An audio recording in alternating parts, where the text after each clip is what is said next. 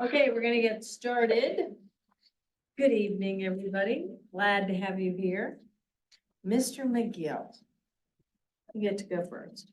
Thank you, Madam President. I will cover tonight's regular meeting agenda. Yes. Relatively short. We have the consideration for the award of our 2024 street maintenance program. You've heard about that in prior discussion sessions, as well as consideration of the award of the 2024 road reconstruction program and consideration of the award for the 2024 street rejuvenator program.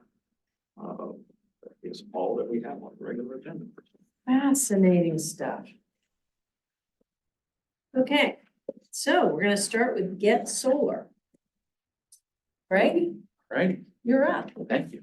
Madam President, that's a nice ring, but Well, I'll tell you. please join me. Trying to make my kids balance great, but it doesn't work yet. We have Eric Robb from Connect, Hi, Eric. and hi Amelia, I don't want to mispronounce her last name. Amelia.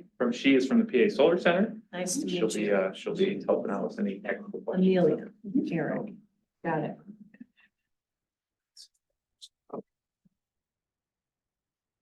For reference when we get into those slides later. Small print. I mean, all that here is. It is. Trying to fit a lot on one page. I feel. Sure. Okay, we're ready. Great, thank you. Mhm. So just a quick update on some initiatives that were taking place over the last over a year now. So the Get Solar, is a program through the PA Solar Center. And I'm gonna have Amelia start off and kind of give an update on, or not an update, but a kind of introduction of what the Solar Center does and what the Get Solar program is. So. Yeah, thank you. So the PA Solar Center, we are a nonprofit based here in Pittsburgh. Our mission is to help with the adoption of renewables, but specifically solar throughout the state. So although we do work primarily here in Pittsburgh in the Southwest PA region, we also support the commercial organization throughout the state. So we have worked with multiple municipalities. Connect is kind of our main project right now. But we've worked with a number of other municipalities throughout the region, a number of schools, as well as small businesses, farms, churches, anything other than residential really is what we specialize in. So we have kind of three branches. We have a director of government affairs and our executive director, Sharon. They do a lot of work in the policy advocacy sector and working in Harrisburg and helping to push policy to support solar adoption and increase the alternative energy portfolio standard for the state.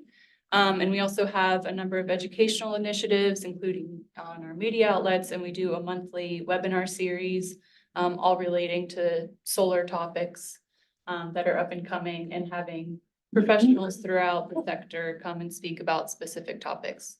The third branch is what I work in, our Get Solar program. So we're a mighty team of about 3, although we are growing and we're hiring. We have a couple new people coming on soon. It was just one a year ago, so. It was just Yeah. one. We have a joke that we double every year and in 5 years we'll employ half of Pennsylvania.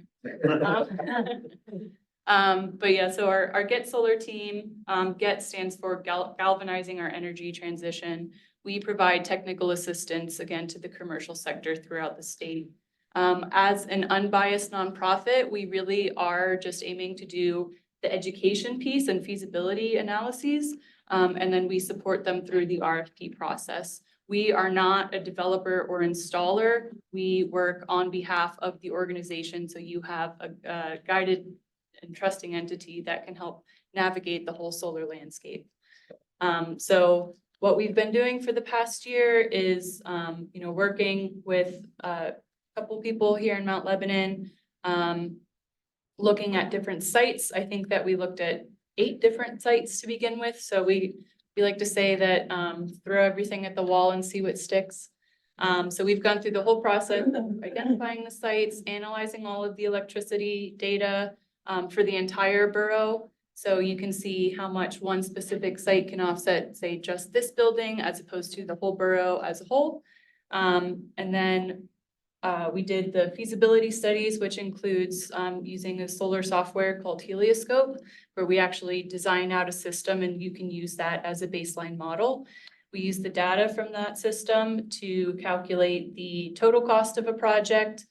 We also look at a 25-year cash flow, and that includes all of the benefits passed from the IRA, so all of the direct pay options that are now available to you as a tax exempt entity. So we try to take an understanding of the whole financial picture, look at what your ROI is, look at what your potential financing options might be in the interim for a bridge loan. So we've really helped to try to explore all of those different angles. And once all of that kind of, made sense and it seemed like a good time to proceed, we went ahead and did a competitive RFP process. We do vet developers that enter our program right now, since it is kind of a new landscape. The solar industry in whole is a newer landscape. There's some predatory behavior, so we make sure that we vet any developers that are going to bid on our projects, which means that they're all NABCEP PBIP certified, which is an industry standard certification process. It's pretty rigorous, and it basically, says that someone in your organization can design and engineer a system and build it to completion, but also making sure that there's financial viability. So if you're entering into a 25-year project, you're going to have a partner that's going to be around throughout the entirety of your project as well. So we went through that process. We got a number of bids for all 8 sites, again, analyzed each site, kind of found what stuck, and then we narrowed down to those ones. After looking at the project as a whole, since we did it through Connect and as a regional kind of cohort, we did something very unique. By the way, the RFP process got a lot of attention, was also very unique because it was 12 municipalities, the Water Authority, and 46 sites. Developers were not very happy with us at the time. I would have thought there'd be some economy of scale, they'd be happy. There is some economy of scale. Well, that was kind of the impetus for the PPA, Power Purchase Agreement. So with the Power Purchase Agreement, that basically is a developer, a financer and developer working as almost like as your utility supplier. So you're essentially kind of renting your space to them, and they will develop, build, and maintain a system. So you will have no maintenance necessarily. They develop, build, and maintain a system, and then act as your utility provider for the length of the project, whatever term you agree upon. So what we did is, again, the economies of scale. We looked at all of these kind of smaller regional municipalities that normally wouldn't be eligible for a PPA, but didn't necessarily have the funding to be able to directly use the system. And we worked with some of our partners in the region in the developer and financing space to do a joint PPA. Probably for businesses, they wouldn't necessarily go for this, but for municipalities, they want to support the region, want to support solar adoption. So this is kind of a novel concept that we're, working through. So we appreciate, your flexibility and your willingness to work through this process as well. But it does provide a lot of really attractive financial opportunities for the region. And you all are a pretty major player in this PPA agreement, especially with the carport and some of the larger sites here. You're kind of, helping to uplift the region as a whole for some of the smaller municipalities like Bellevue, per se. Yeah. Yeah. You want me to- Yeah, just to kind of more. Yeah, so, sure. So the original idea again was that municipalities, you're gonna have to take a loan out. You're gonna have to budget this ahead of time to pay for one of these systems. So for example, the 3 that we ended up narrowing down, Mount Lebanon to, that's a capital expenditure after all the IRA benefits, after the tax credit, after the utility rebate. It's like $1.something million, $1.5 million. And that's, again, you'd have to budget for that. You'd have to take out a loan. For these municipalities, that wasn't an option. And that's just Mount Lebanon's alone. Everybody else had something near to that, and so they could not budget for this. So the power purchase agreement was a really attractive option for them. because they did not have the budget. They also didn't have to own and maintain the system, but they could still capture a lot of the savings that a system would provide. And again, like Amelia mentioned, this opportunity, this is not something that municipalities typically are even offered. Something like Mount Lebanon would be offered a power purchase agreement, and they were. It's worse than this. A municipality like Etna, you can see some on here, very small systems. They couldn't dream of this. And the only reason that they have this as an option to go up is because larger systems like, the ones that you see in Mount Lebanon or West Mifflin, Carnegie, are doing this as a part of a group. And so that's like really where we tried to create this opportunity from the beginning. We actually started just to see if solar made sense. We didn't even have this vision from the beginning, but we wanted to see whether solar made sense and would save you money. That was sort of the test of whether this makes sense or not. And it's just grown from there. And as you can see, we went to each council to get to narrow down to one single provider so that we could get very narrow numbers. And so we did that. We went to every single one of those municipalities you see on the sheet. They all said yes. BAI Group was the one that they selected. And we're now going to be negotiating with them to further tighten those numbers. And then the next step is we're going to actually then have municipalities then choose what their preferred installer would be underneath that PPA ultimate provider. And so those two entities will work together very closely for the so systems. if I may, this is also kind of a novel concept in that BAI is willing to be the financier, but they're allowing municipalities to select their installer, which means that a number of local installers, including I know some people that live in Mount Lebanon who work for some of these local installers, we're able to have the municipality pick the installer that they would like to work with. So you have a partner that you're able to pick. And this list of installers you had mentioned earlier about the approved list, I assume they're all in that approved list. And then so I guess, I'll point you to the sheet. You can see the cash flow there. Amelia can talk about that more specifically, but in general, as a unit, this entire project is 2.5 megawatts. That's above utility scale. So that encompasses solar on public municipal buildings, fire halls. We've got public works buildings. We've got a rec center here. There's 2 carports. You guys are one of them. All of them are all sites that are ready to go. We've vetted, again, we started with 40. We've since narrowed that down. That was a trial, but they're all ready to go. And we've gotten the go ahead that each of these are structurally ready to go within this year, beginning of next year. We've talked to the engineers. We've talked to some of the solicitors as well. But the regional benefits, it saves this group over 25 years. It saves them $1.4 million. And that is also about 50,000 tons of carbon dioxide avoided because they're switching from their current utility, to solar. But you can see your cash flow. Some of the numbers aren't as good for West Mifflin. You can see that. They still said yes because the concept is that these are the basement values. These are the lowest numbers. We provided, we built in padding when the installers gave some estimates about what it would cost for each of these systems. We still have not negotiated with BAI yet. That's the step that we just got to. So we'll be able to further negotiate with them. So these numbers will start looking better.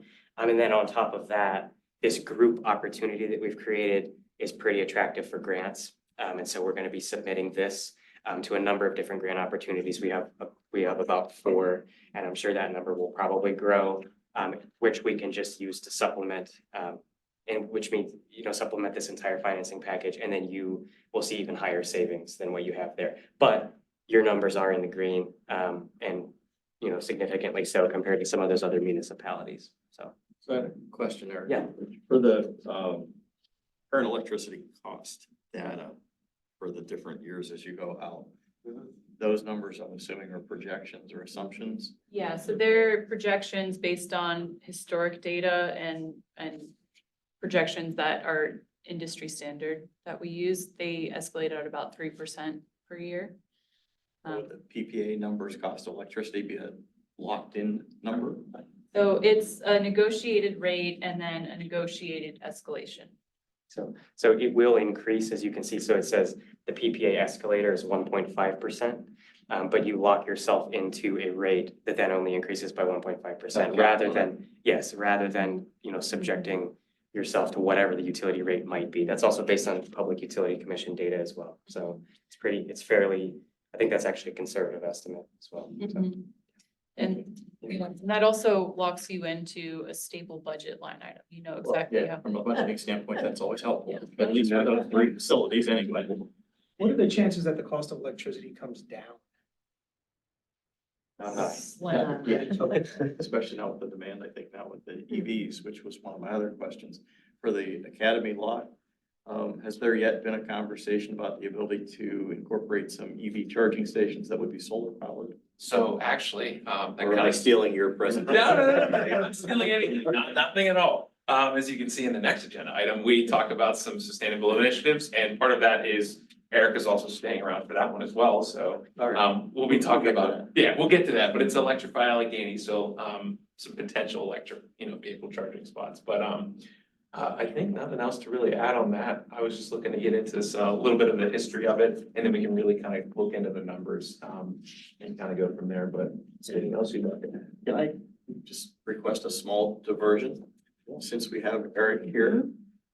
Maybe for some people in this room, but then for our vast viewing audience at home, maybe just a broad overview of what Connect is and what you do, because I think that's. Yeah, of course. Don't get too nervous, we're being a bit facetious about our large audience. Yeah. I figured, I can tell.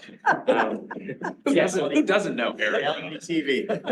yeah, so Connect, Oh, yeah. Connect is a membership organization of local governments here in Allegheny County. So it starts with the urban core of Pittsburgh and then surrounds, spreads out to surrounding municipalities that touch the borders of Pittsburgh. In order to create efficiencies in those governments on especially shared problems. So we like to say there's so many problems that don't respect municipal boundaries. And so that's Connect's bread and butter. We work with municipalities to try to see where we can have shared projects, shared efficiencies, and solar was one of them. So we have a public safety and well-being side of what Connect does, and then we have infrastructure and resilience. That's what I do. But with solar, we've had so many municipalities thinking about this for a decade, right? And we've had a number of municipalities that have done studies and done feasibility studies, and they've come back with pie in the sky numbers and crazy things. And they're all over the place too, and they're not under one roof. We figured that it would be a unique opportunity to try to lump all these municipalities all at once under one program. And then by doing that, seeing if we could put together something like this, right?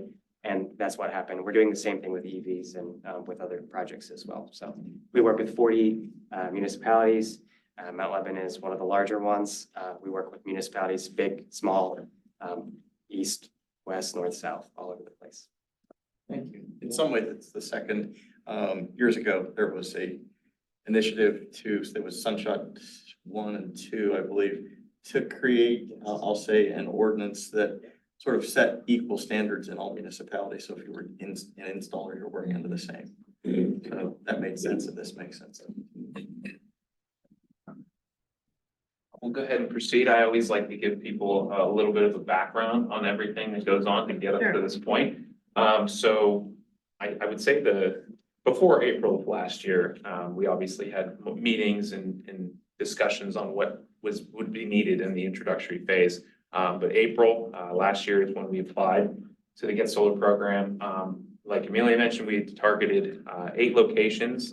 They were municipal building here, public safety building, public works, rec center, academy lot, overlook lot, south lot, and north garage, top of north garage.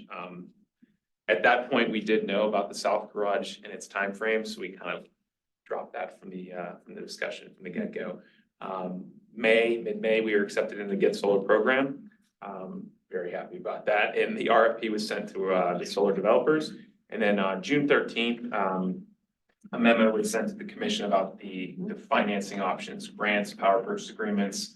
And there was a couple other loan options in there as well, CIP line items. But that was mainly just for Mount Lebanon. The joint PPA and things like that weren't even discussion yet. So it was just for us.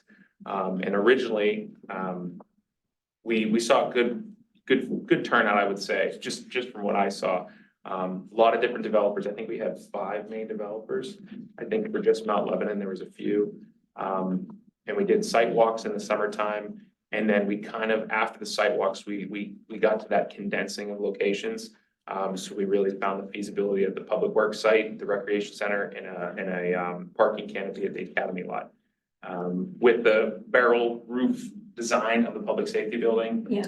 Wouldn't allow solar installation. I would say the differing levels of the municipal building and the smaller scale was also out of the picture. Same thing with the south lot and the overlook lot, just not enough space to get covered. And then the north parking garage, I think it was the steel construction of the canopy on top was just soaring that cost through the roof. And then I think for the, what's that, I'm sorry? To anchor them, right? To anchor the things in. But Well, the and cost of so- steel is, Oh, with the cost of the steel. Yeah, Okay. and also the engineering studies, Yeah. just to be able to do that. The car top or the parking lot canopies for the tops of parking garages is kind of just not in this area of the country yet. There's only a few throughout the country. So it, Interesting. I think it would just be a lot of engineering hurdles to get through, Mhm. and it would probably blow the budget for the project out of the No water. problem, just curious. Thank you. You said this part of the country, is it just, because we're worried about this thing called snow, or is there some other reason why it doesn't work? I think there are like maybe a few in California and maybe New Jersey because they're pretty aggressive about their solar policy too. And then last fall is when we reviewed those proposals from the solar developers and kind of got a little bit of a guide to go through. And then in that fall time, we got an update from the Connect folks that there was a discussion of a possibility of a joint PPA with surrounding municipalities. And then as Eric mentioned, kind of that formation of how things kind of resulted from that discussion.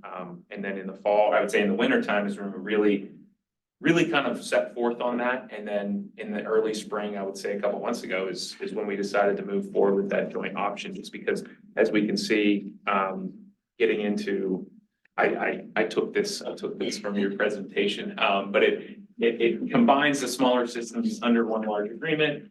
It really locks in that price, like we mentioned to Keith, it just kind of, there's that cap. And there's no upfront cost and no maintenance cost. So it is no cost to the municipality whatsoever. And I seem to want to stress that a decent amount just because there is zero cost. We provide the space and that is it. So it really provides a benefit. And then jumping into more of the numbers, as you can see, this is just a blow up of things that are a chart that's on your sheet.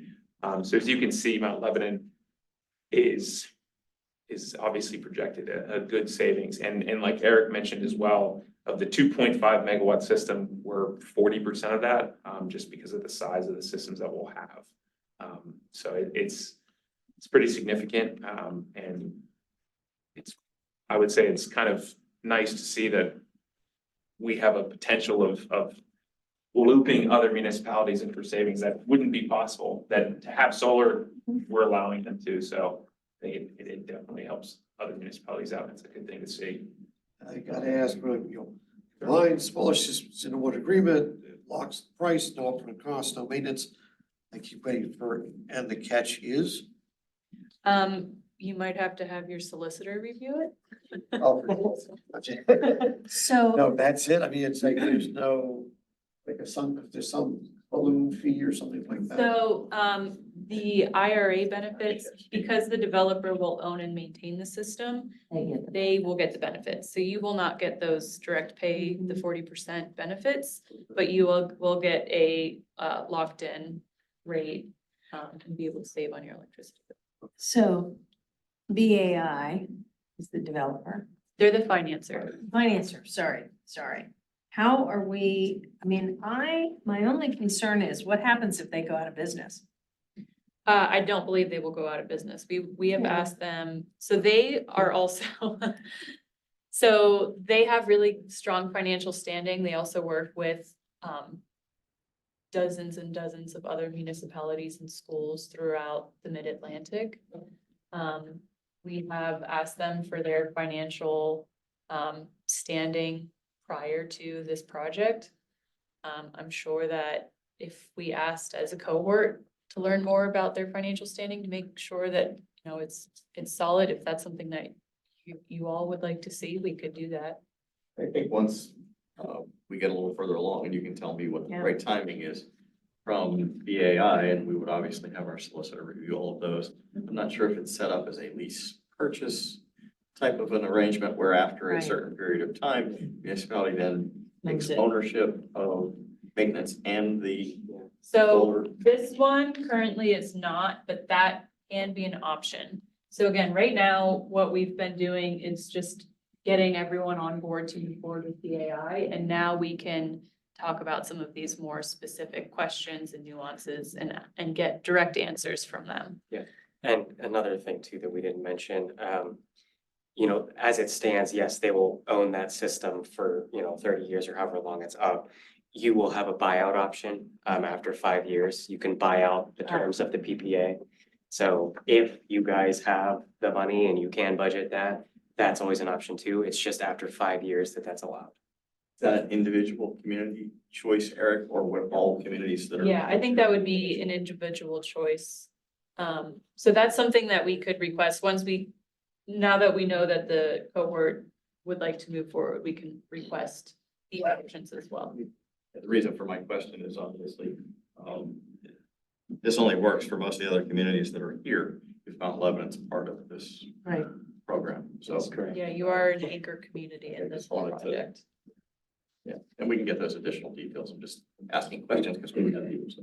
Yeah, I'm less worried about BAI's financials. I'm more concerned about what happens from a legal perspective if things go sideways, and that's obviously in the details Right. that we will get to. Yeah. Yeah, I would need to see exactly what you want us to sign, because there's a couple areas you're going down that are gonna be problems. Mhm. Yeah, absolutely. So as I mentioned, they work with a number of schools and municipalities, so they are familiar with, you know, making sure that everything is compliant to code. We have already started, our team just internally has started working with an attorney who's pretty well versed in PPAs and, the Separations Act and procurement and everything to make sure that we are also giving good advice and so that there can be an unbiased opinion of the PPA, and then we expect a solicitor from each participating municipality to also review the PPA. And I do believe that there will be a contract with each municipality and BAI rather than like a single joint contract. So if there's something very specific that you need, you'll be able to have that. Is there an industry standard for the amount of money that would be equivalent to a ton of CO2 removed? Yeah, it's called social cost of carbon. Yeah, what's the kind of industry It was recognized? around $50 per ton, is that correct?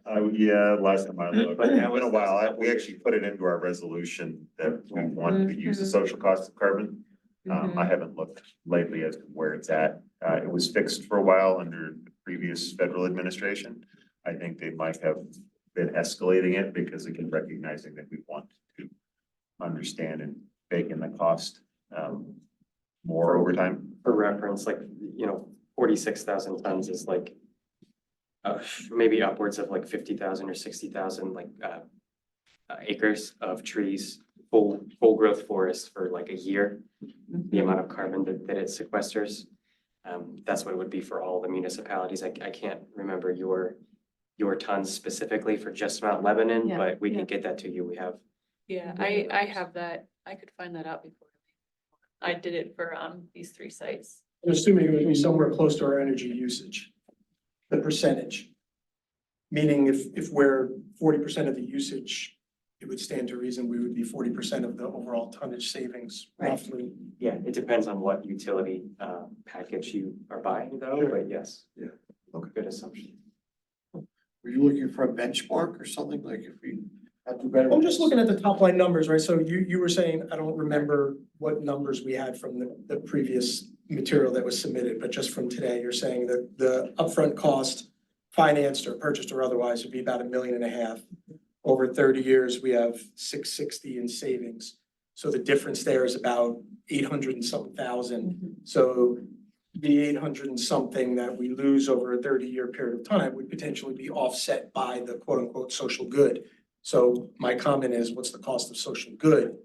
Because if we're recommending that taxpayers lose money, there should be some sort of offset to that recommendation. If our recommendation is, yes, we are losing hard dollars, but we are replacing that with X amount of social good, social capital, better for the environment, and there's a way to measure that, I think that that argument is a little bit easier to make. So two things. One, I don't think we will be losing money. I was gonna say. So first off, but again, your point is valid, right? It's an important question. I just looked it up. It is currently $51, but in November of 2022, the EPA proposed increasing it to 190. 21.1. So somewhere between there is probably what's accepted. It hasn't passed. Sure. But, Yeah. but even if you use $51. Generally acceptable number for an average. I was just curious, the benchmark is not knowing, I mean. Right, you know, it's like, is it better? I mean, I don't know what to compare this to. I think about it in terms, of, let's say you're investing in a mutual fund and say, well, the S&P gains X%, you will beat that number. That's, I guess, my question, taking this to say, is there a number that's kind of the benchmark and where this proposal is 10 times better or whatever? So, kind of what Keith was doing as well, in the next aspect or the next topic of the discussion agenda, we're gonna talk a little bit about the energy benchmarking Yeah. and currently what we can get into. Right. The memo about the Green Building Alliance, talks a little Right. bit about that. We're working with that, organization and kind of finding out where we are now. And then by doing that now, making these initiatives come to fruition and see then what the savings are, not the savings, but what the increases or decreases are, however you look at it. So fortune teller, you're a fortune teller, Steve. Don't give him too much credit. Go to his head. I am not taking that one. Both topics today relate a lot to each other, so, Yeah. but yeah, I think with just looking at the numbers long term, we can also just take a look at each year. It looks like our cumulative savings for the first 2 years are Yeah. not savings or a little bit of A little bit of expenditures, expense, a little bit of an expense. but not much. But starting year 3, we start off with with pretty significant savings, and then compounding over each year. How does this compare to our total electricity usage? Is this 2%? 10%? The question. Savings or what? No, These usage, yeah, these Yeah. three sites. yeah, We don't get Yeah. that information. Yeah, I'm just curious. Yeah, how much we are offsetting. I mean, Yeah. it can't be a whole lot, but Well, it's a little hard to say without knowing exactly which developer you would use because their system sizes vary. sure. I could put together an estimate for you pretty soon, but for example, the system on the recreation center is probably gonna offset about 30% of the recreation center. Yeah, I'm not worried about like site to site. I'm like, just. Of the total, So total. how much do we consume as a municipality and how Yeah. much would we be generating? Obviously, I can get you a ballpark number of that tomorrow. I will make a note that unfortunately, most streetlights are unmetered. On the Duquesne Light too, Yeah. not ours. So that I know is Yeah. sometimes a pretty significant cost that solar unfortunately. But that- Would that fall under our usage then? I don't know. Duquesne Light, Is it? the street lights, you mean? Yeah, We street pay lights. that- Does. Flat number. Okay, Yeah. gotcha. So they just estimate how much energy they think the streetlight is using Hmm. as opposed to its actual usage, so it's unmetered.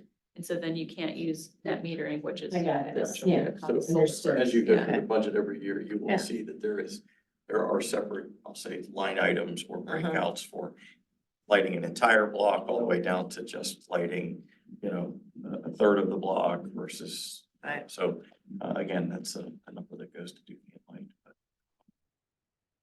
we can get Amelia's help and with what resources we have here, we can tell you that. yeah, it's more just a curiosity, just to understand the scale. Yeah. of what we're Yeah. looking to Yeah, I accomplish. mean, I can Yeah. certainly take an average of the different proposals for the 3 sites in question. And then I have already done all the calculations for your bills as an Mhm. entire municipality. So I'll be able to get a rough estimate of the Yeah. offset. Do you know, as part of the power purchase agreements, do we receive data back in terms of, I'll say, Of the production? yes? So that will be a conversation that you'll have with your specific installer, because again, the PPA and BAI are Finance. financer, and then your specific installer. Yeah, that's something that you can request, whether it's some sort of, screen that lives here in the municipal building or in another public location. For the solar installation we did in the library, we have a Mhm. screen monitor that. Yeah, that's pretty Zip built. standard, so yeah, you should be able to.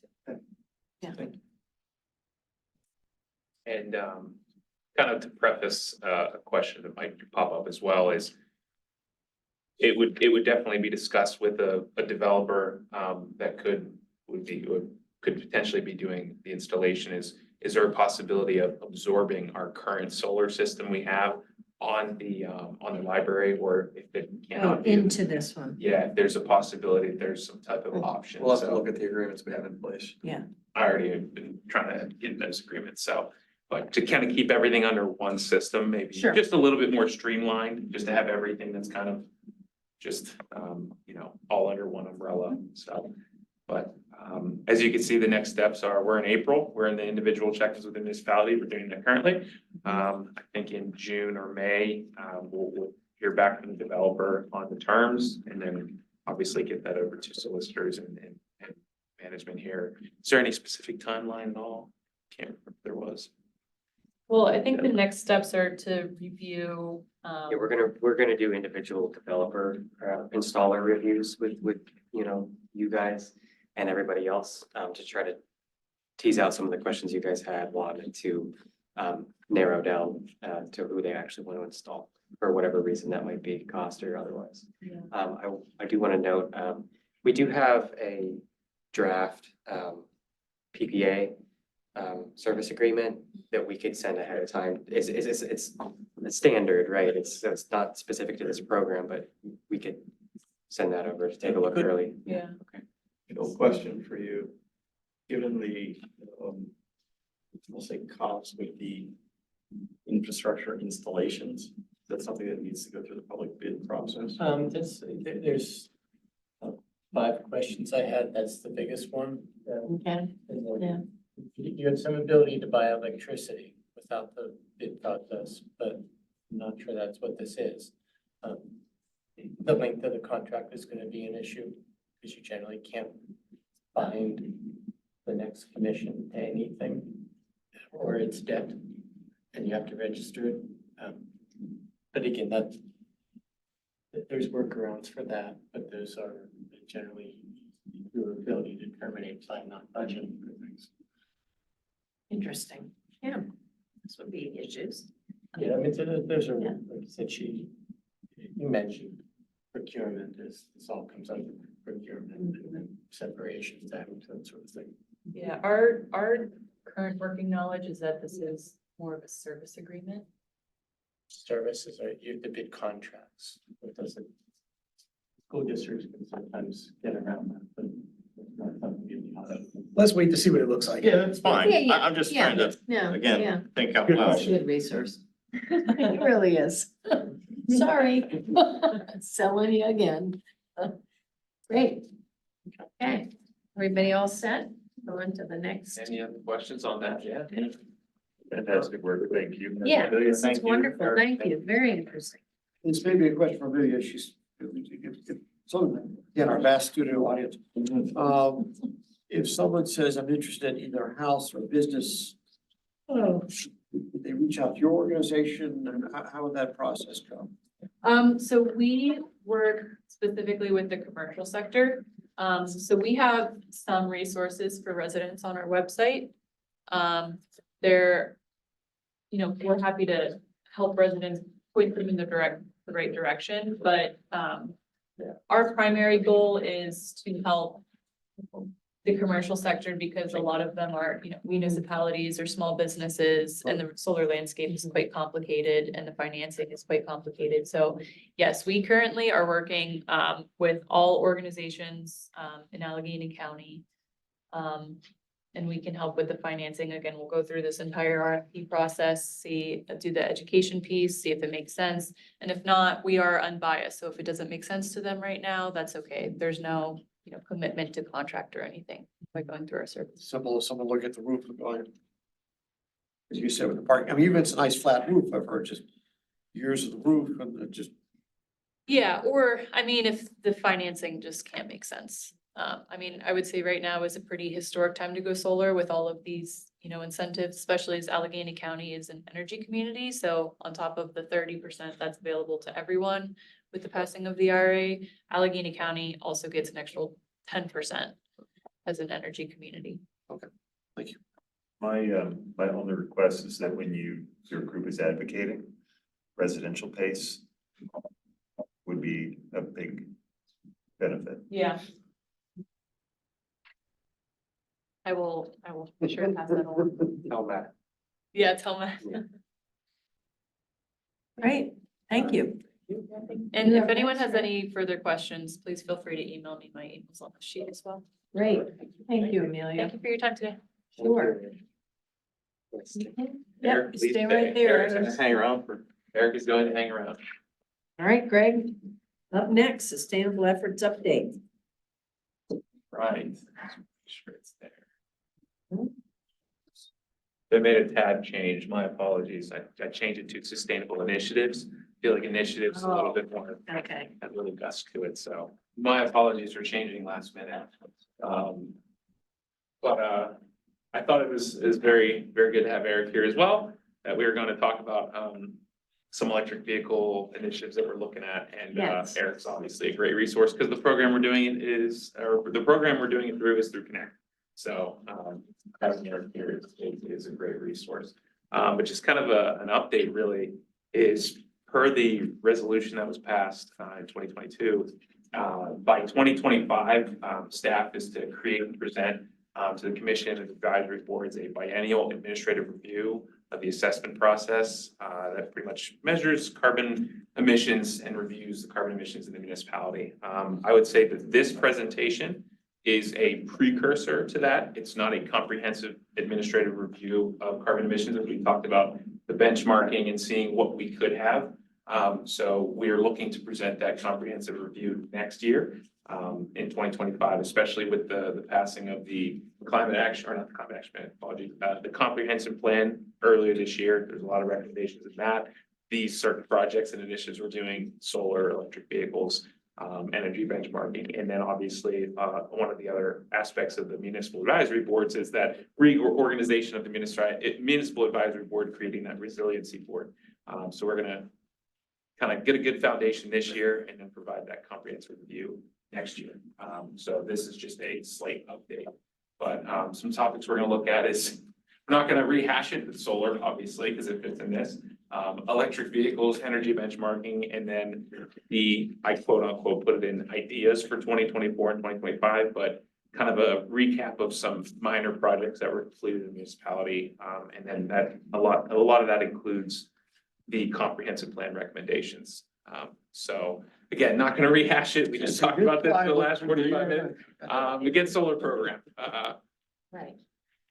We all talked about that. So any questions there, again, let us know. Moving on, the electric vehicles. So currently we're actually working through, tomorrow, we actually have a site visit tomorrow morning with Duquesne Light and Connect representatives. We're gonna take a look at some locations in the municipality. Previously, it was either last year or 2022, we assessed some sites with a Duquesne Light representative. We looked at the Academy lot, we looked at the Recreation Center, the North Garage.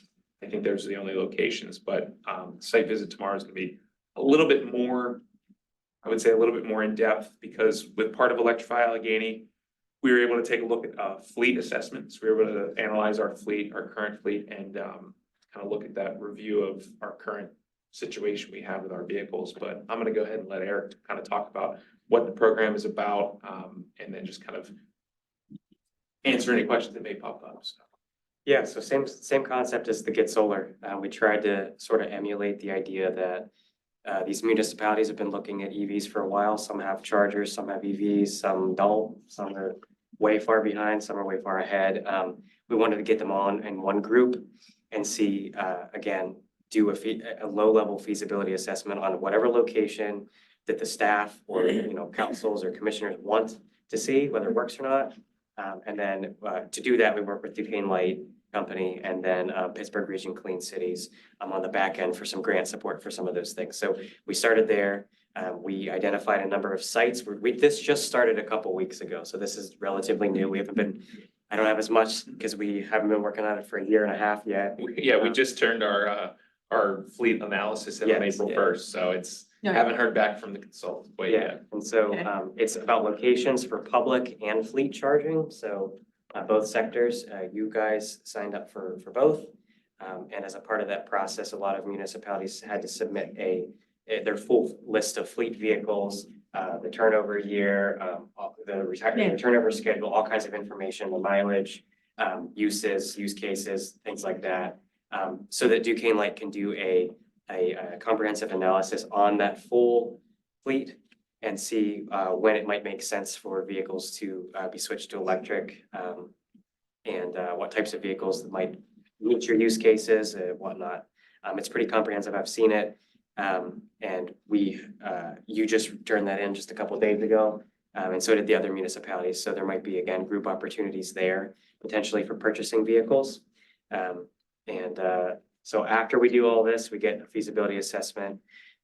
Then we're going to give you some project support. So whatever it takes to get those in the ground, if you choose to move forward with those or purchase a vehicle. Duquesne Light has a offshoot program that covers some of the costs of running the conduit from a transformer to a charger.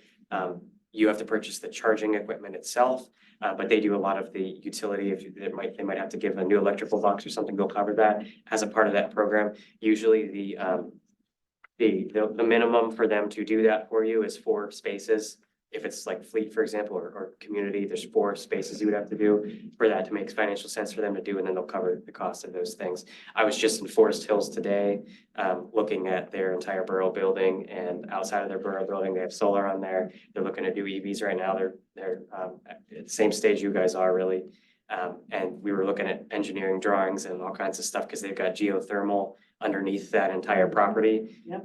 And so we've got to try to figure out how to run conduits through and everything. They're doing both EVs and public, just like you guys.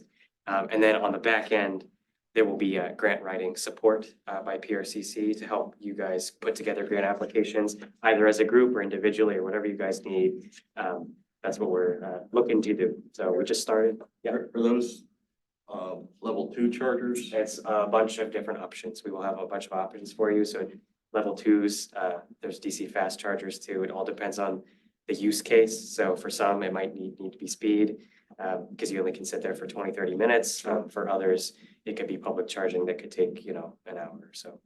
I just wasn't sure if all EVs can currently accept level 3 chargers. Yeah, no, they can't.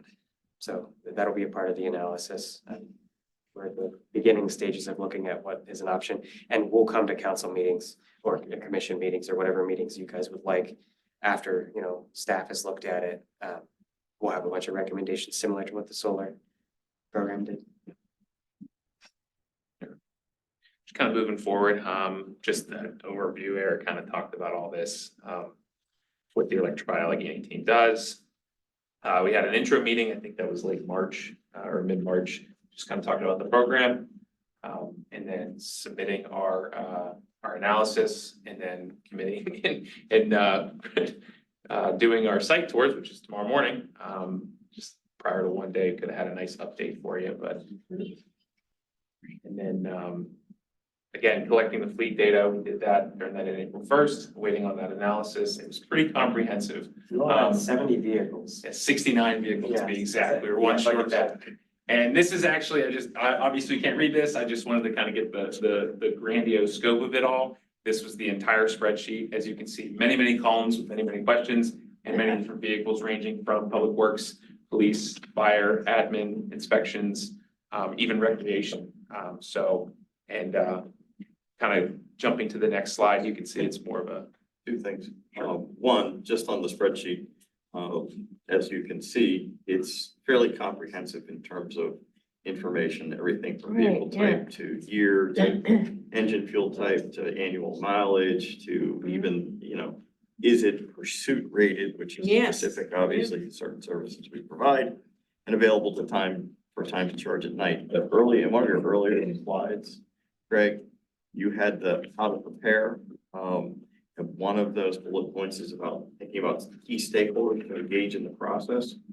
So as I asked Greg to sort of pull this information together, one of the things I said was, you really need to meet with police, fire, public works, recreation, essentially everybody that has vehicles, so that they're involved and part of the process, so that they can provide, I'll say, sort of their real world experience in terms of how they utilize those vehicles, and some of the data and questions that you see here. So, and staff, I wouldn't speak for Greg, but my understanding is staff's been very receptive and proactive in providing that information. extremely helpful. Meeting with Public Works as well.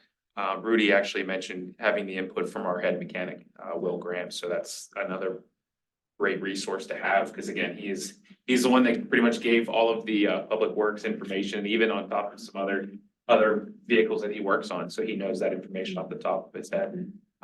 So And that had been a question about people being able to work on this stuff.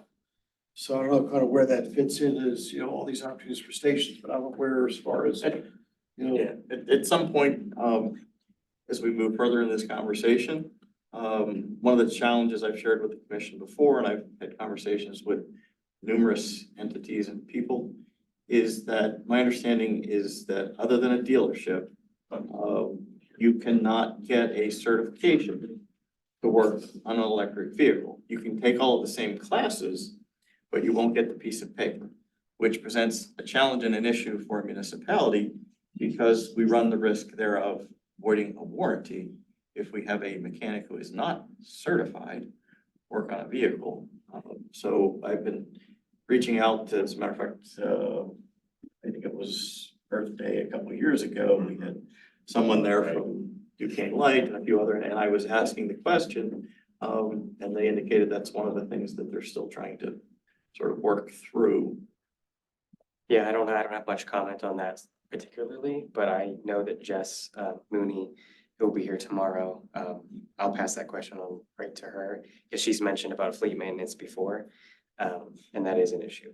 And I thought we may also want to reach out to West Mifflin, because I believe they're an early implementer. They are, yeah, they've already recouped the costs of their vehicles because they opened it up for public, so they charge the public for it. So they may be able to provide us with some insights in terms of. What Jess has said to me a couple days ago is that it's not as bad as some people think, as far as maintenance goes. So one of the primary things that are attractive about EVs is that it is actually lower maintenance than you'd ever expect compared to a gasoline vehicle. It's just when there is a problem, that's what needs to be figured out. Yeah. I guess we can, wrap that into some data about how much we actually use our warranties and what those numbers look like, because if it's not an issue, it's not an issue. But I was gonna say, I don't think the warranty work isn't as much of a concern, because that would go back to the dealership typically anyway.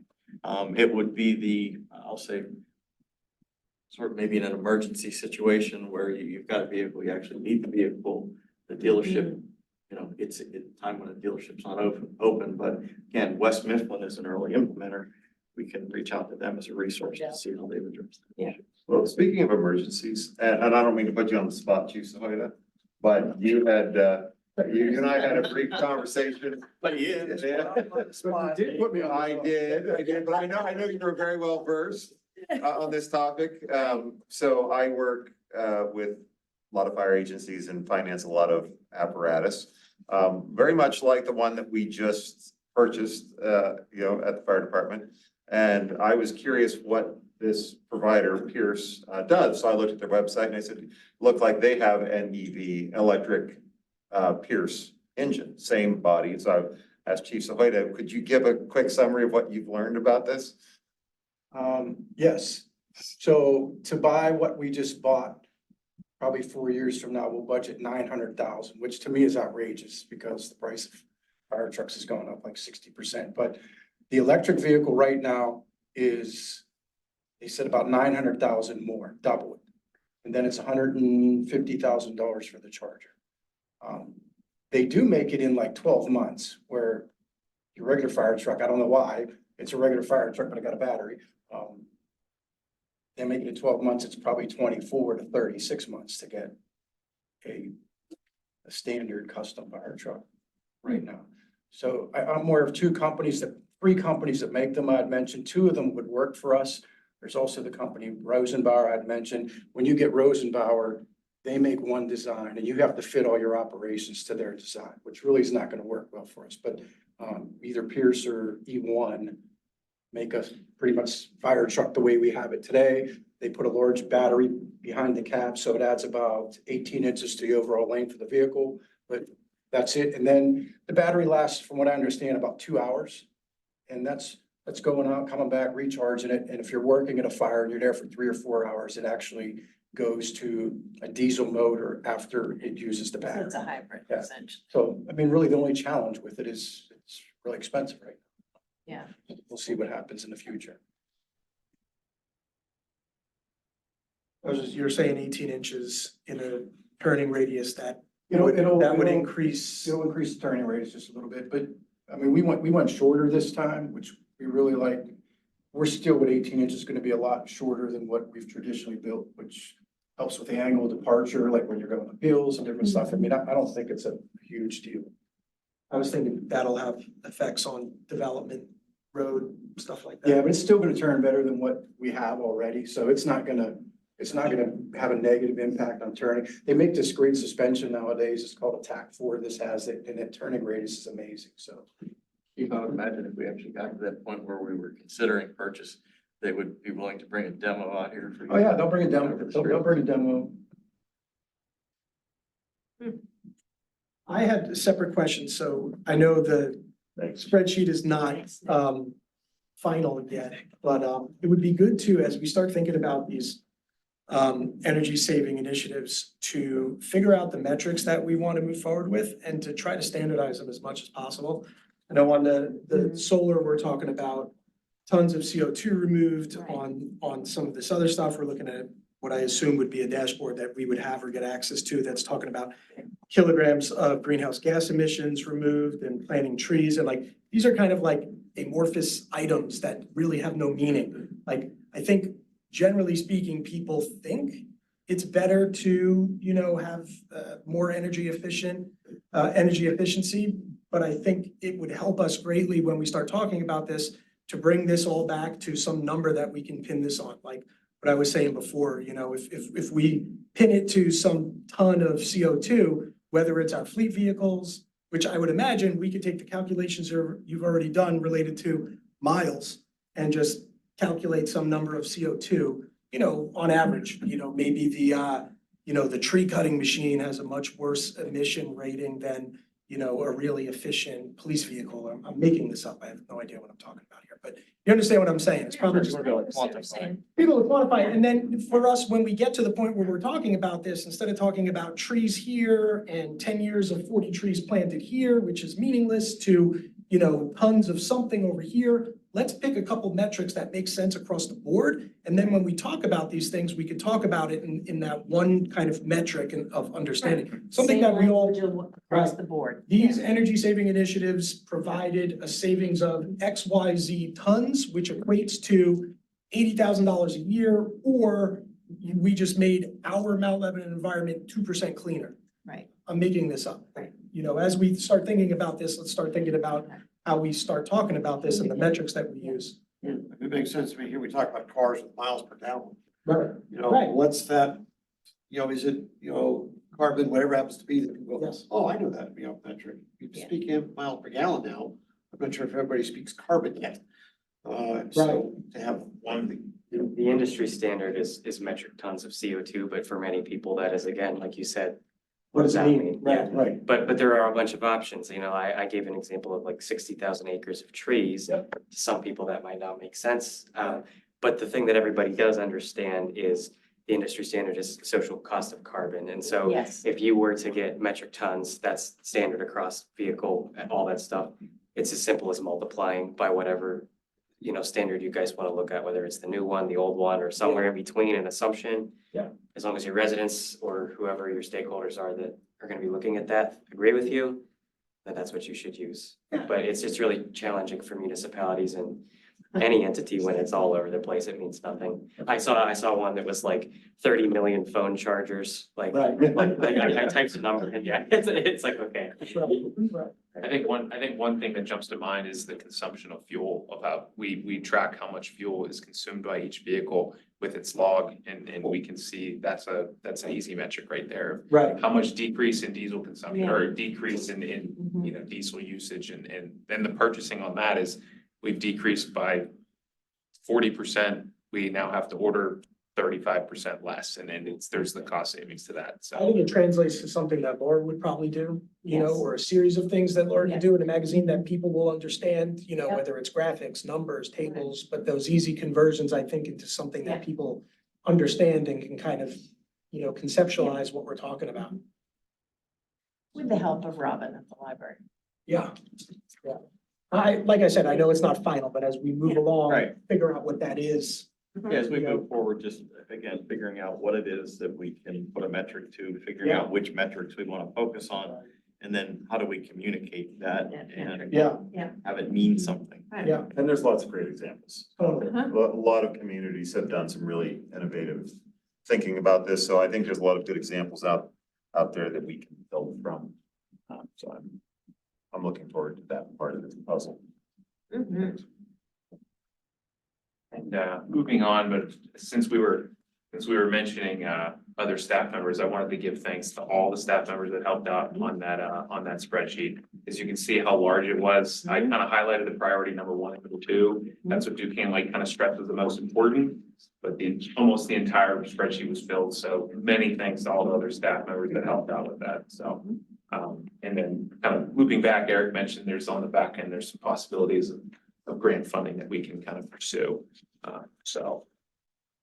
This was just a tidbit. I would say it's just a snapshot of, I think it was last Wednesday, of our charge point site that we have currently. As you can see, there was one port that was occupied. I don't know exactly where it was. It could have been in the south garage or the overlook lot. But this was just a snapshot that I took that we could possibly build more upon with public charging. So as you can see, people are still using it, and they're using it pretty often, I would say. So that was just a reminder that we do have some current public spots. And then some of the Can you back locations. up real quick, There's a Victor? couple of metrics that were on this. Yeah.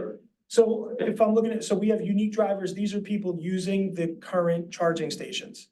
So we've got at least one person per day pretty consistently. I mean, obviously, we're only a couple days into April, which is why that's so low, but. Mhm.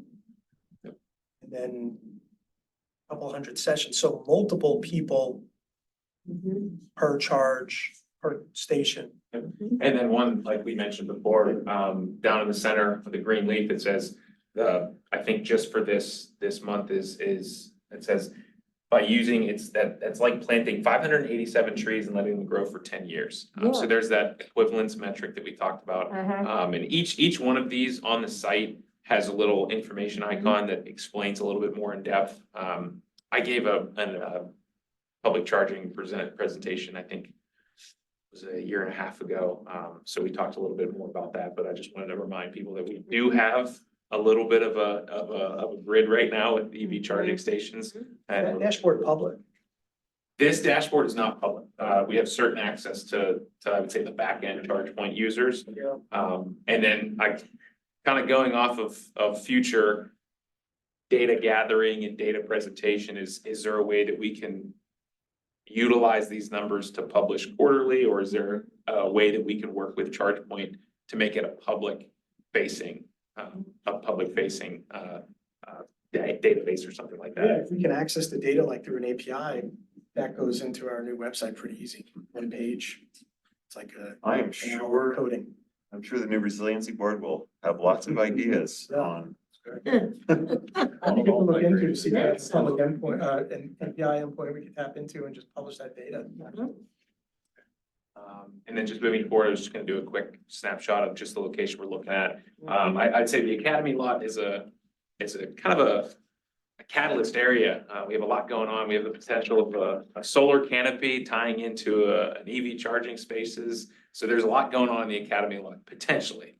So we're gonna take a look at that. We looked at the Academy lot previously with the Duquesne Light representative about tying in EV charging spaces, and the feasibility is good just because of the access. I think right after the entrance into the PNC / rear of the saloon, there's a telephone pole with a couple transformers there, so the infrastructure is already there. Yeah.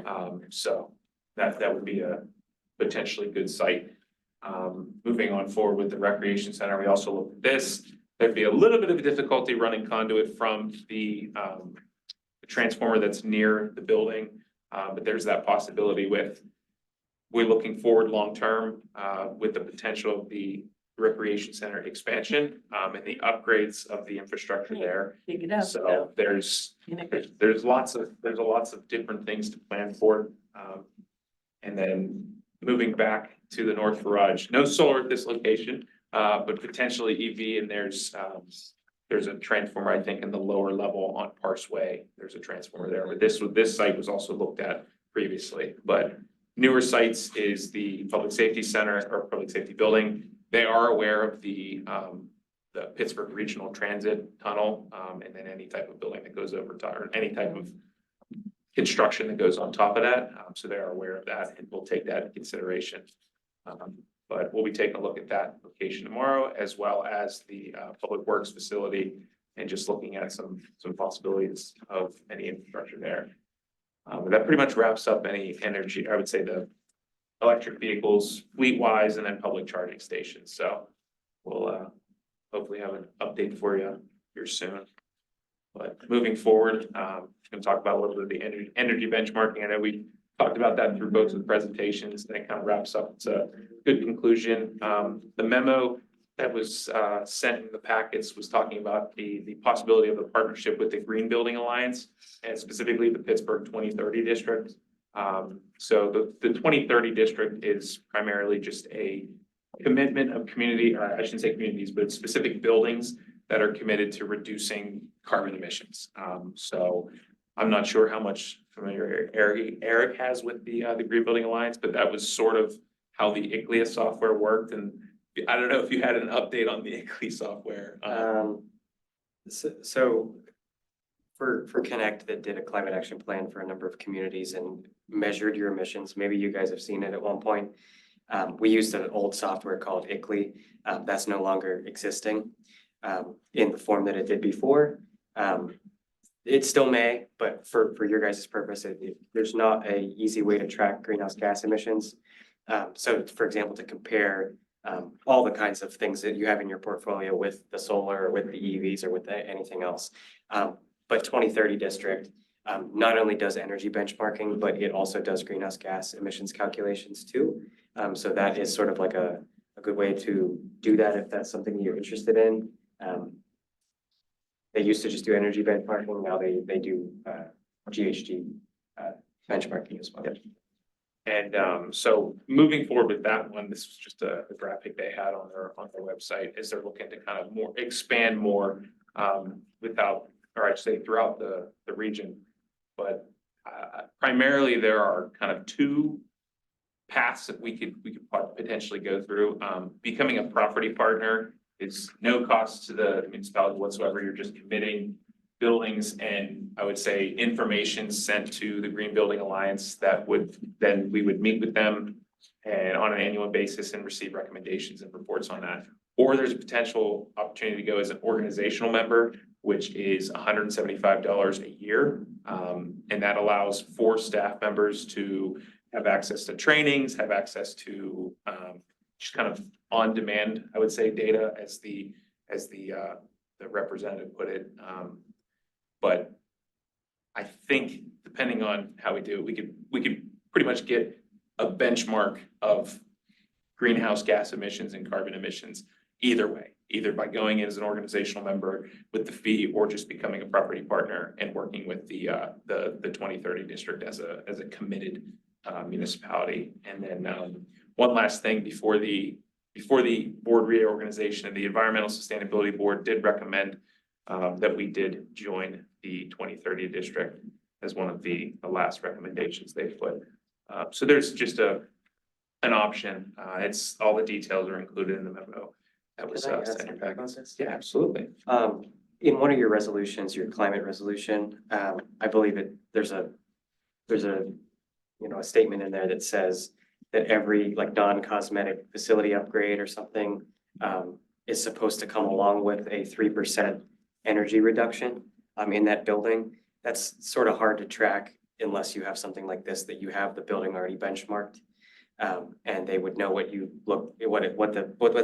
footprint looked like before, and then as that happens, you'd be able to really target that number, whatever. Yeah, you need a base. 3%. You need that's the phrase, yeah. The Green Building Alliance, if, I assume most of you probably know, but there's a lot of our residents have been in senior leadership in the Green Building Alliance. There's a lot of active participation in our community around the Green Building Alliance. They do a lot of amazing work. They've been very supportive of commercial properties downtown, obviously, as you saw by the map. When I had the conversation with Chris Sisolak, is that? Sisolak, about, expanding this to covering municipalities, I thought it was a great opportunity, again, because they're developing an expertise that, is obviously something in the private sector already, but it's hard to transition to local government, right? This is a skill set that frankly is just, you gotta spend a lot of time. We don't have a lot of facilities because there are so many municipalities. We all own a little bit, so it's really hard to justify, building that capacity. So I was really excited by this. I thought it was a fantastic opportunity to again to leverage a lot of expertise that's already in the region, and help build, on that kind of path forward, not only for us, but again, as with like the PPA, helping some of these smaller municipalities, understand the path forward and how to execute on some of this stuff. So I'm very supportive of especially, participating, but also making sure staff get that $175 worth of training. Currently, we are not affiliated with the Green Building Alliance. That's not true. We are a partner organization right now. That doesn't mean we're collecting energy data or anything yet, but we are in conversations with them to try to get other municipalities surrounding you or nearby within the Connect footprint to try to become a member as well. We're focusing on solar and EVs right now. We have enough on our plate, but the scenario exists where many more municipalities are going to follow suit if you guys would decide to do this. And then you can see again the opportunity for, if you'll get recommendations for each of your buildings. And so say you need a roof replacement or say you need some sort of other upgrade. But then it's all in the same system. And so you're able to see that maybe Dormont needs the same thing. And then you can go together potentially and get a better deal for something, that type of upgrade. So that's just another thing that exists. We're trying to push our other municipalities to join this as well. So you wouldn't be alone. As you said, you have a lot on your plate, but do you look at school districts as well? I mean, I was thinking about the number of buildings. That's the first question. So the school district is actually a participant in the Green Building Alliance. The outreach coordinator with the Green Building Alliance lives in Mount Lebanon and actually pointed me to the facilities director, facilities coordinator over the school district to kind of just talk briefly about how the process goes. But the school district has committed all of their properties as well to the Green Building Alliance. So there's another resource that we can go. We do not work with schools personally at Connect. Just a big. For no reason. I said that Yeah, it is. for no reason, just. It's a lot of buildings, someone should have. Yes. Well, PA Solar Center is doing something with a number of school districts too. Amelia mentioned that they do this Get Solar program for school districts, and they're actually now looking at this model that could potentially be working across districts is difficult, they've said, but there might be a similar opportunity, this PPA with them. Very large, like you said. So Phil, when you get those legal issues hammered out, it's not just gonna be for us, it'll be for, be thinking school districts also. Feel free to build a school district. Yes, build that. Yeah. And then, I think just wrapping up finally, next year, again, like I mentioned, we're looking for that comprehensive review of the community-wide carbon emissions. And then just examples of the comprehensive plan that was adopted, just looking at a long-term effort to bury overhead wires. So working in connection with Duquesne Light, that's connections that we can build in a relationship that we can build, undertake a local climate action plan by 2030. So all of these items could definitely help progress that forward. And then taking recommendations from the drafted climate action plan from the Environmental Sustainability Board, and just looking at items that could possibly be taken from that. And then even budget items or not budget items, sorry, the capital items in the CIP, like mentioning of, just speaking with staff, simple LED light upgrades and HVAC upgrades, that there's no way of tracking that, even though, yes, it may meet that climate resolution of a 3%, but there's now a way of potentially tracking that and looking at comparing the old items or the old numbers to the new numbers. So I would think just potentially a lot of things to look forward to. So any questions? Awesome. Thank you. Sounds great, Yeah, thanks. thank you guys. Yeah. This is awesome. Thanks. Okay, Thank you, guys. next is Mr. Dres. Answer over there. Mr. Dizer. Come on down. Talk fast. Yeah. Eat up all your time. Especially. Can Nick let me share the screen? Can I ask Ian if Nick, I think, is in transit between. Raise your hand and they'll promote you to a panelist. Nick may be in transit between here and. Oh, okay. He doesn't have the panelist keys though, there. Just joining the panel. Zoom invite? Yeah, no, he's on Zoom, but he's not on as a panelist now. He's a panelist now. He'll have to share screen. I would say. So we're sharing. Bottom, the green thing on the bottom. There you go. Yep. Then choose window. Window. There. And hit share. Should be good. Okay, quickly, mundane topic of steps. How do we build steps in 2024? I love it. Okay, so we looked, the commission decided to move forward with the Timber Creek stair replacement. We went out and did some survey work. We determined where the steps currently are. And we came up with a new alignment of those steps. It's more to stay off the property lines. This is currently a property we don't have the right to be on. This is the end of Englewood, the right of way in this direction. So we're staying within Englewood. And then we're moving on to the Timber Creek property where we do have easement and the right to be there.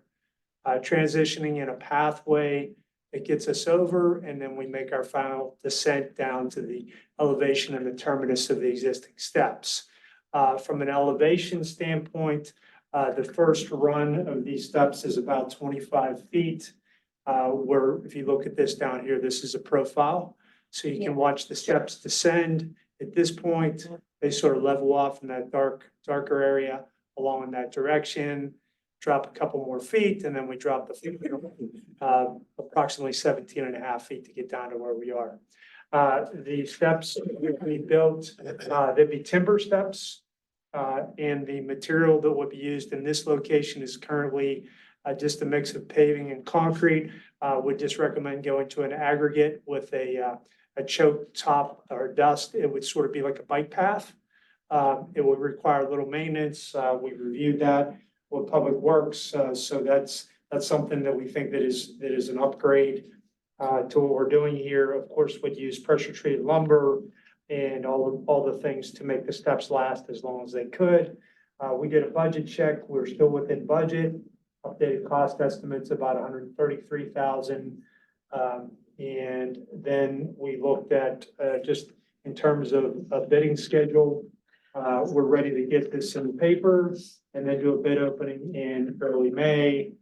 Bring it to the with a recommendation in the middle of May and then possibly award in late May. We just need to get permission from a couple of these property owners to remove the steps on their property, which we don't think will be a problem that's over here. And the problem is at Miles, it's right there, that piece sort of bisects on this property. Yeah. We'll get it off of there, and then there's a little touch that steps that are over in this direction. Simple, neat, quick, get in, get out. Peoples is participating. Oh, in the yeah, percentage thanks, system. Keith. Yeah, we did talk to People's Natural Gas. They have a little regulator station here. They're gonna participate in their pro rata share of the cost of the steps to get down to the regulator station. I think it's somewhere between $3,000 and $5,000 they're gonna give us to do that. We just build them after the project's up and running. That's anything else? I think that's it. Hopefully the residents happy, given the steps we off their property, I would think they'd be Yes. agreeable to the project. I have one question, and it prompted because I was down in Pitt not too long ago, and a set of steps had these were cement steps, so I recognized these were timber, Concrete. but it had concrete, I'm sorry. Had a little lip on the right-hand side where people could push their bike up. The side, because again, that's an access point. What are the odds that that would even be remotely possible on something like this? I wish I can do it. It's good point. Yeah, I'm not aware, but I'm sure there's something that could be attached. I imagine that's just the way you would form the steps, right? Well, Yeah, but not if you're at because timber. it's, If you're out of it's- if it's- timber, If you it's could- something that happened at Pitt, we're almost like their campus engineers. Yeah. I'll find out Yeah. what they did. Yeah. Well, that one, it was Concrete. It was concrete. It was just, So it was, they just, yeah, they formed it so that there was that extra lip there. Yeah, To so they could do it. go all the way up the steps. So you had that run path. Again, it was just a thought, again, because we're building these things, hopefully they're there for 20 or 30 years and, Right. if, people want to be able to get up to Inglewood, and then ride their bike, that we're here. If we, again, when you put bid specs together, depending on whether it's feasible, we could present it as an alternate. Exactly, yeah. Sure. My thoughts also. Yeah, Yeah. Okay. great. Thanks. Any questions? We'd be done. Boards and authorities, you Boards and want- authorities, yeah, but I meant for, Clear topic discussion. yes. Okay, boards and authorities, we've got an update. The mobility board met, Yeah. had the kickoff. It was 100% attendance. Everybody seemed very excited. Ian came in, gave a fantastic presentation. Gave everybody the lay of the land, how the board's going to work.